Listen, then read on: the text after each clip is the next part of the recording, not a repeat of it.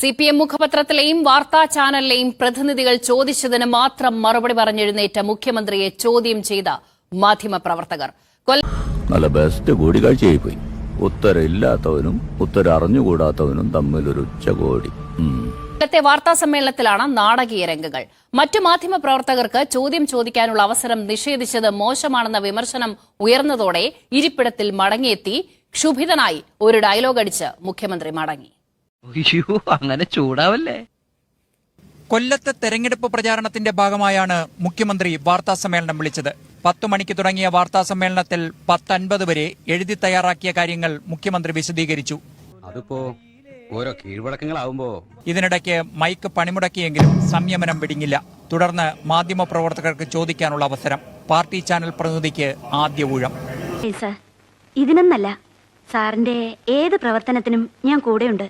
ഇതിനിടയിൽ മറ്റു മാധ്യമപ്രവർത്തകർ SDPI ബന്ധം ചോദിച്ചപ്പോൾ ദേശാഭിമാനിയുടെ മാധ്യമപ്രവർത്തകന്റെ ചോദ്യത്തിൽ മുഖ്യമന്ത്രി അഭയം തേടി.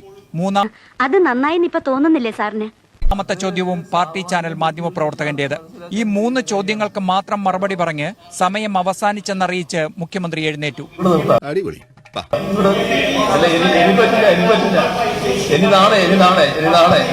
ഇതോടെ പ്രതിഷേധ സ്വരമുയർന്നു. മറ്റു മാധ്യമപ്രവർത്തകർക്ക് അവസരം നൽകാത്തത് മോശമാണെന്ന് മുഖ്യമന്ത്രിയോട് തുറന്നടിച്ചു. ഇങ്ങനെയെങ്കിൽ പാർട്ടി ചാനലിനെയും പത്രത്തെയും മാത്രം വിളിക്കുന്നതായിരുന്നില്ലേ ഉചിതമെന്നും ചോദ്യമുയർന്നു.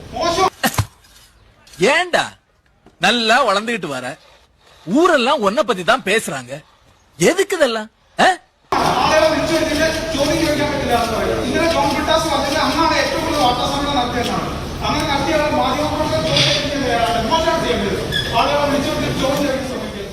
നമ്മളെ പേടിപ്പിക്കാൻ അയാൾക്കെന്ത് അധികാരം?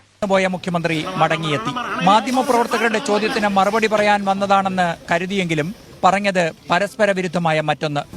പെട്ടെന്ന് ഇങ്ങനെ ഒരു മനംമാറ്റം ഉണ്ടാകാനുള്ള കാരണം എന്താണെന്ന് ചോദിച്ചത്. മനസ്സിലുണ്ടായാൽ പോരാ,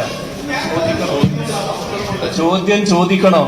ചോദ്യം മനസ്സിലുണ്ടായാൽ പോരാ. ഇവിടെ ചിലർക്ക് ചില ഉദ്ദേശങ്ങളുണ്ട്. ഇത്രയും പറഞ്ഞ് വീണ്ടും എഴുന്നേറ്റ് നടന്നപ്പോഴും മാധ്യമപ്രവർത്തകർ പരാതി ആവർത്തിച്ചു. അവനാള് സ്വല്പം പെശക. കേട്ടില്ലെന്ന് നടിച്ച് മുഖ്യമന്ത്രി നടന്നു നീങ്ങി.